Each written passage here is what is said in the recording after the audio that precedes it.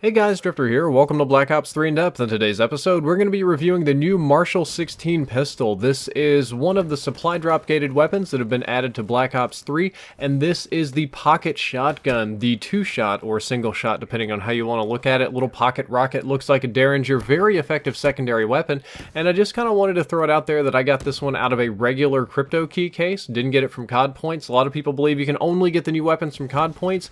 Not true. I was on stream the other day and somebody asked me to turn in my crypto keys, and one of them just granted me the Marshal 16, so I decided to do an in-depth on it. Of note, this is a secondary weapon, and you do not get the opportunity to fire it twice. Even though it says that there are 2 rounds in the magazine, it fires both of the rounds at once in one single shot, so you can only pull the trigger once before you have to reload.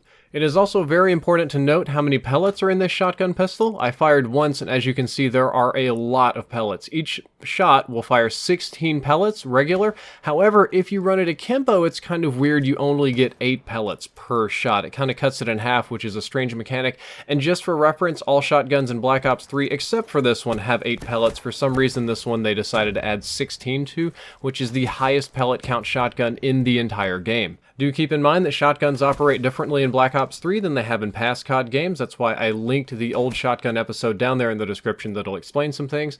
The flat damage is 98, 84, 50, meaning it'll deal 98 damage up close, 84 at medium range, and 50 at long range, as long range is relative to this weapon, that is, if you hit any pellets. So if you hit one of those 16 pellets, that is the amount of damage that will be applied, and then there is a bonus damage per pellet hit, which is 2. That's 2 flat at all ranges, and there's 16 total pellets, so you can get up to 32 total bonus damage. And if you haven't noticed, that means that this weapon will get a significant amount of one-shot kills inside of its optimal range, which is 8.9 meters. The maximum one-shot kill range on the Marshal 16 pistol is 8.9 meters, which is a little bit less than that of a traditional shotgun, but is still very respectable for a secondary weapon. And of note, it does not have a headshot multiplier, so you get no bonus damage whatsoever for hitting people in the head, and therefore I would discourage going for it.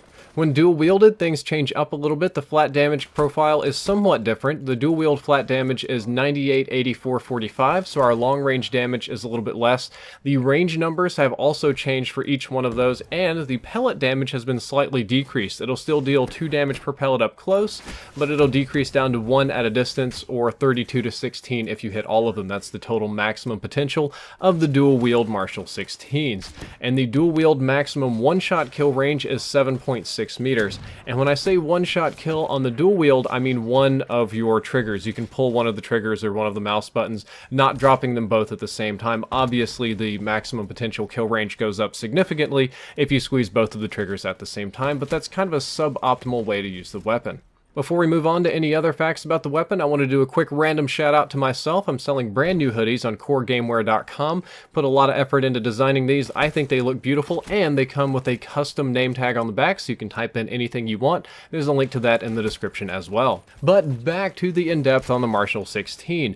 Long barrel increases one-shot kill ranges by 13%. It treats it just like a flat scaler on all ranges for this weapon, which in this case is approximately 1 meter. So if you decide to add long barrel to your Marshal 16, which is not a terrible attachment, mind you, you can increase it to about 10 meters or a little bit less than that of a traditional shotgun. However, in order to do so, you're most likely going to need to aim down sights to tighten the pellet spread and absolutely hit. Like most other shotguns, if you aim down sights, your pellet spread will tighten up, but for this pistol, I find that it's often not worth it unless you're going for significantly longer shots than you should be with it. And this pistol is really designed for very close quarters combat. You kind of want to be up in people's faces with it, so going for long range shots is definitely not ideal. Reload times all make pretty much good sense for the weapon. The normal reload time is 1.8 seconds. With fast mag, which is my personal favorite attachment, it's 1.4 seconds, and dual wield, since your hands are a little bit tied up, it's 2.2 seconds. If you're curious as to how that looks gameplay wise, here's a little comparison of regular, fast mags, which is my bread and butter. I love how fast it reloads, and dual wield is a little bit slower, but then again you do get more shots, so that makes sense. Of note, there are also some other nerfs to the dual wield or akimbo attachment. When you run the weapons akimbo, you cannot put any other attachments on them. Akimbo has a slower sprint out time, which means a slower time for you to fire after sprinting, and a slower movement speed. Normal movement speed is 100%. When you run them dual wield, it decreases down to 95 for some kind of balance. Just thought I would throw that fact out there to keep you guys up to date. So dual wield and regular Marshal 16s are radically different weapons. As for what I think is best on the weapon, I strongly recommend fast mags. I think that fast mags is just the way to go with this weapon if you're going to run any attachments at all.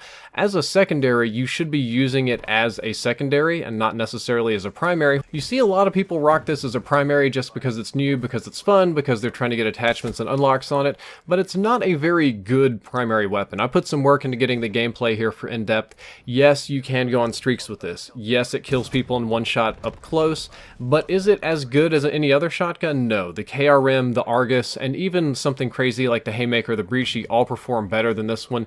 Some of the other pistols are significantly more tactical because they work for more than 5 feet. However, inside of 5 feet of range, and if you're only engaging one person, this is an amazing weapon. This is a very, very good weapon if you use it as a close range backup. If you use it as close range primary, not so good. Think about it kind of like the RW1 from Advanced Warfare, except it's limited to about 8 to 9 meters in range, so you have to be very, very close.